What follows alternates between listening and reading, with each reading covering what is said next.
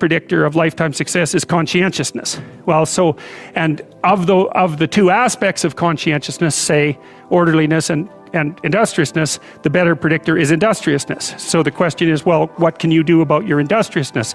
And the answer to that is, well, that's kind of rough too, because there's a strong genetic component. But you can work on micro habits with regards to your conscientiousness. And I think the best micro habits, this is partly to do with this future authoring program processes, I think the best thing you can do with regards to your conscientiousness is to set up some aims for yourself, goals that you actually value. And the future authoring program helps people do that. And basically it does a situational analysis it helps you do a situational analysis of your life more than a psychological analysis, I would say. And so the questions are something like, well, all right, you're going to have to put some effort into your life. And you need to be motivated to do that. And so what are the potential sources of motivation? Well, you could think about them in the big five manner. You know, if you're extroverted, you want friends. If you're agreeable, you want an intimate relationship. If you're disagreeable, you want to win competitions. If you're open, you want to engage in creative activity. If you're high neuroticism, you want security. Okay, so those are all sources of potential motivation that you could draw on, that you could tailor to your own, your own personality.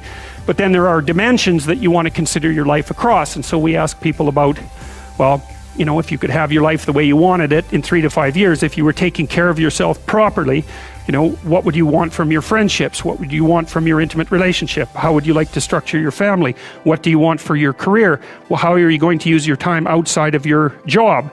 And how are you going to regulate your mental and physical health, and maybe also your drug and alcohol use? Because that's a good place to auger down, because alcoholism, for example, wipes out, 5 to 10% of people. So you want to keep that under control.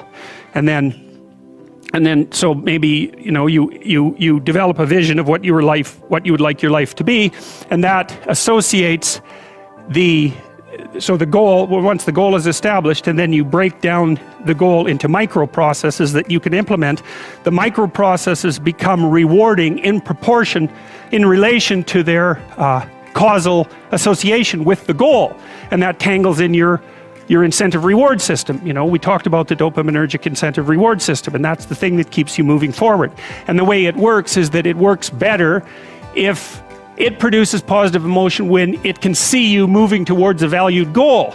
Okay, well, what's the implication of that?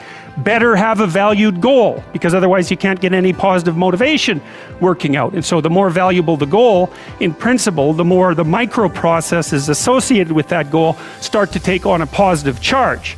And so what that means is, well, you get up in the morning and you're excited about the day, you're ready to go. And so as far as I can tell, what you do is you specify your long-term ideal. Maybe you also specify a place you want to stay the hell away from, so that you're terrified to fail as well as excited about succeeding, because that's also useful. You specify your goal, you do that in some sense as a unique individual. You want to specify goals that make you say, oh, if that could happen as a consequence of my efforts, it would clearly be worthwhile. Because the question always is, why do something? Because doing nothing is easy. You just sit there and you don't do anything. That's real easy. The question is, why would you ever do anything?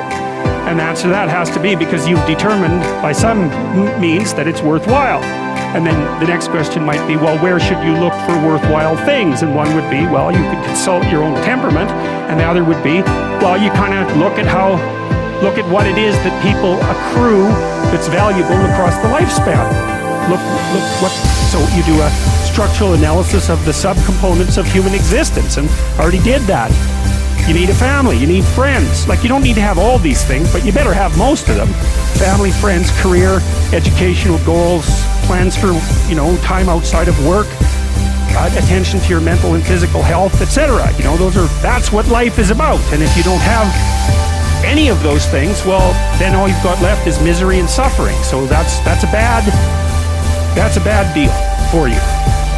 So once you set up that goal structure, let's say, and that's really in many ways that's what you should be doing at universities. That's exactly what you should be doing, is trying to figure out who it is that you're trying to be, right?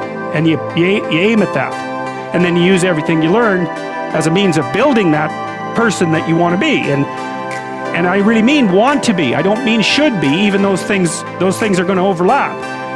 it's important to distinguish between those, because that's partly, and this is back down to the micro routine analysis. So if I was saying, well, you're going to try to make yourself more industrious. Okay, number one, specify your damn goals, because how are you going to hit something if you don't know what it is? That isn't going to happen. And often people won't specify their goals too, because they don't like to specify conditions for failure.